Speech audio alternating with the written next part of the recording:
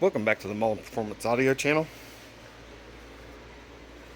As you can guys pretty much tell by the thumbnail, I had to do a little bit of exploratory surgery on the Fisher amp from the last video.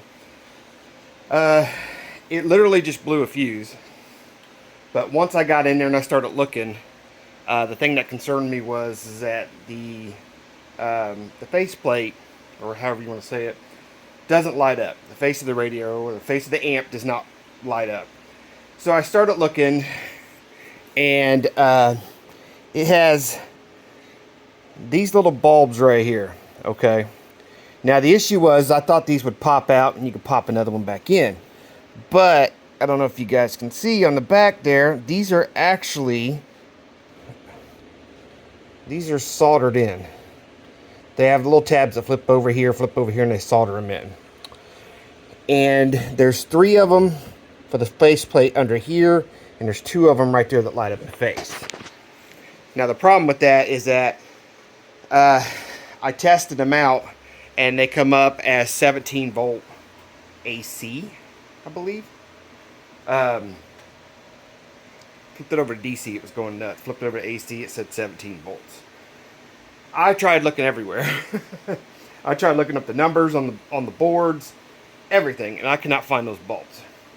Now I'm sure it's probably a very common bulb, but even if I had the bulbs in my hand, I'm not going to go along and unsolder those tiny little connections and try to resolder bulbs in there.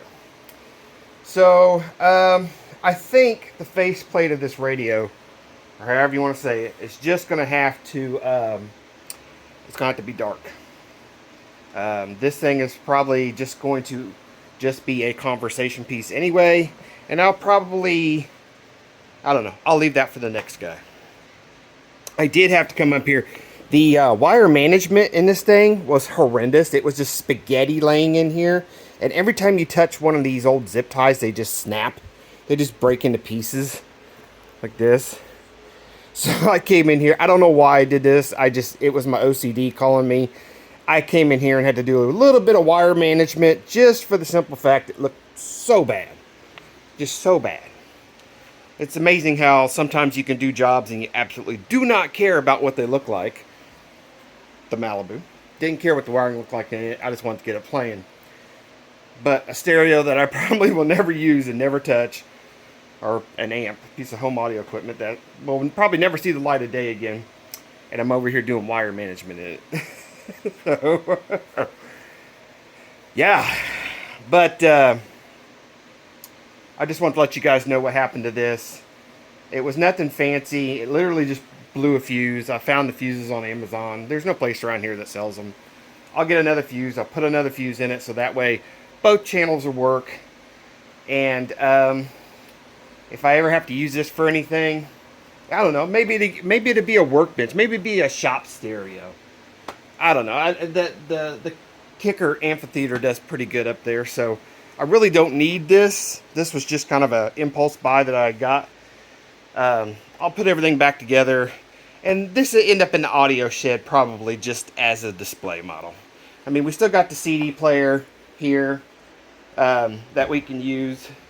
Still haven't tried out the tape player. You guys want me to try out the tape player? I don't know. We can try the tape player out. See how that works. Maybe it works. Maybe it doesn't. I don't know.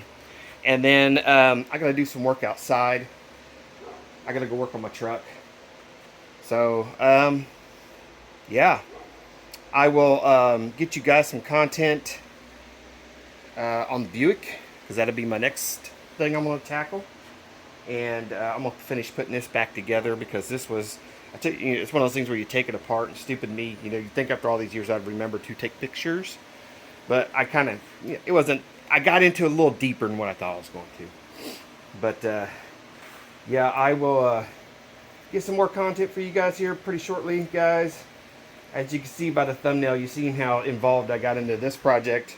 I had to use a little bit, of butyl, so every time you touch something it breaks. So like this right here, this little tab, this broke. As soon as I pulled it out, boop, it broke. So I just used a little bit of butyl to stick it back on there.